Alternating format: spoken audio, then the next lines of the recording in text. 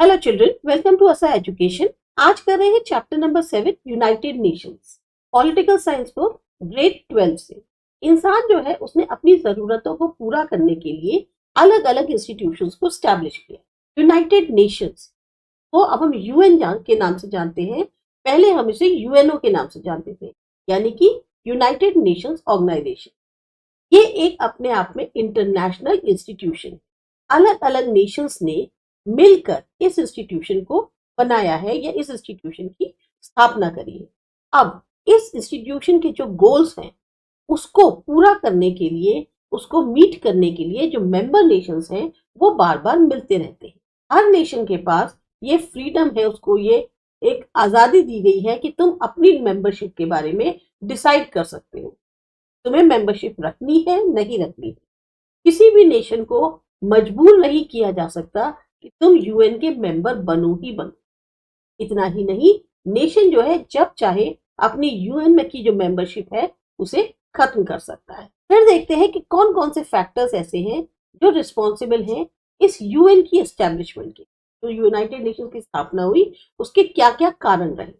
First world war जो है ये कई सारे नेशंस के बीच में लड़ा गया और टाइम था 1914 से 1918 का दौर जो था। ये जो घटना थी ये आज तक के लिए वर्ल्ड पॉलिटिक्स में पहले कभी नहीं हुई थी। ऐसी घटना जो पहले कभी नहीं घटी। अब भविष्य में इस तरीके का वर्ल्ड वॉर ना हो, इंटरनेशनल तौर पर पीस और सिक्योरिटी बनी रहे, ज्यादा से ज्यादा विस्तार हो इंटरनेशनल कोऑपरेशन का, यानी आपसी सहयोग का। इंटरनेशनल लॉ जो है, जो कि खास तौर से ओपन और जस्ट रिलेशंस जो कि नेशंस के बीच में है और साथ ही साथ जस्टिस को मेंटेन करने के लिए है, उनको लागू किया जाए। एक ऐसी ऑर्गेनाइजेशन जिसका नाम था लीग ऑफ नेशंस, इसको स्टैब्लिश किया गया 1919। पर ये जो ऑर्गेनाइजेशन थी ये अपने जो मेन ऑब्जेक्टिव्स थे या जो भी उनके ऑब्जेक्टिव्स थे उनको हासिल करने में फेल हो गई। फिर 1939 से 1945 के दौरान अगेन सेकेंड वर्ल्ड वॉर। अब इसमें बहुत ज्यादा लोगों की जाने गई, होमिसाइड्स यानी कि नरसंहार हो रहा था। और इस तरीके का ये जो नरसंहार था आज से पहले कभी नहीं हुआ था। नतीजा क्या हुआ?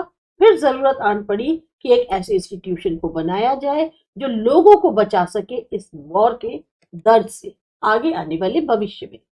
अब इस चीज को ध्यान में रखते हुए इसकी आगे जो वॉर है वो ना हो, या इस वॉर को आगे ऐसी स्थिति ना हो कि इसको टाला ना जा सके, तो कंसल्टेशन, आपस में एक सलाह मशवरा शुरू हो गया सेकेंड वर्ल्ड वॉर के दौरान कि एक इंस्टीट्यूशन जो है एस्टैब्लिश किया जाए यूनाइटेड नेशंस के नाम से। तो ये जितने भी आपस में कंसल्टेशन हुए, सलाह मशवरे हुए, 51 मेंबर नेशंस जो थे उन्होंने साइन किया और एक्सेप्ट किया जो चार्टर था यूनाइटेड नेशंस का 26 जून 1945 को सैन फ्रांसिस्को की कॉन्फ्रेंस में, और साथ ही साथ 24 अक्टूबर 1945 में ये जो इंस्टीट्यूशन है ये एग्जिस्टेंस में आ गया, जिसका नाम दिया गया यूनाइटेड नेशंस ऑर्गेनाइजेशन। इसीलिए 24 अक्टूबर को जो है यूनाइटेड नेशंस डे के नाम से मनाया जाता है। इस चार्टर में जो है ऑर्गेनाइजेशन के 19 चैप्टर्स और 111 आर्टिकल्स इंक्लूड किए गए। जो हेडक्वार्टर है यूनाइटेड नेशंस का वो न्यूयॉर्क में है, यूएसए के अंदर। यूनाइटेड नेशंस जो है उसकी अपनी खुद की पोस्ट ऑफिस है और पब्लिश करते हैं अपने खुद के postal stamp. Important objectives United Nations के थे, अभी वो आपको यहाँ पर शॉर्ट में बताए गए हैं। सबसे पहले लोगों की रक्षा करना, खास तौर से जो वॉर में सफरिंग्स होती हैं या आगे आने वाले भविष्य में अगर कभी कोई वॉर होता है और उसमें जो लोगों की जो सफरिंग होती है, जो परेशानियां होती है, उससे लोगों को बचाना। एक दृढ़ विश्वास, फेथ जो है ह्यूमन राइट्स में डेवलप करना, ज्यादा से ज्यादा इकोनॉमिक और सोशल डेवलपमेंट पूरी मानवता का प्रमोट करना, बढ़ाना, उसे एक्सीलरेट मींस उसको स्पीड अप करना। फ्रेंडली रिलेशंस एस्टैब्लिश करना नेशंस के बीच में, किस प्रिंसिपल्स के आधार पर? इक्वल राइट्स और सेल्फ डिटर्मिनेशन जो लोगों का है उसके आधार पर जो है फ्रेंडली रिलेशंस को स्टैब्लिश करना। फिर आता है कि यहाँ पर बेसिक प्रिंसिपल्स क्या है यूनाइटेड नेशंस। अब कुछ खास इंपॉर्टेंट प्रिंसिपल्स जो है इस ऑर्गेनाइजेशन के आपको यहाँ बताए गए हैं। जो प्रिंसिपल है यूनिवर्सल इक्वालिटी का, उसके आधार पर या उसके ध्यान में रखते हुए जो इक्वालिटी है मेंबर नेशंस की वो एक्सेप्ट की गई।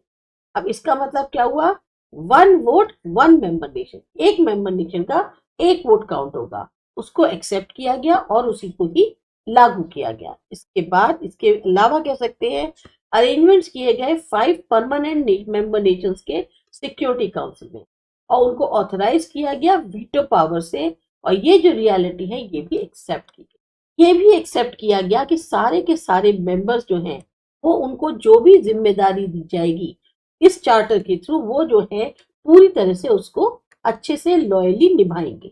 सारे मेंबर नेशंस अपने जो भी इंटरनेशनल डिस्प्यूट्स हैं उनको बहुत ही शांतिपूर्ण तरीके से सॉल्व करने की कोशिश करेंगे। सारे मेंबर नेशंस को इंटरनेशनल रिलेशंस जो हैं वो डेवलप करने होंगे कुछ इस तरीके से, उसमें कहीं पे भी फोर्स या जो थ्रेट है यानी धमकी या आप अपनी पावर दिखा रहे हैं उसको नहीं लाया जाएगा। खास तौर से जो किसी भी क्षेत्र की अखंडता है या जो पॉलिटिकल इंडिपेंडेंस है किसी मेंबर नेशन की, उसके खिलाफ आप उसको धमकी नहीं देंगे, फोर्स का इस्तेमाल नहीं करेंगे।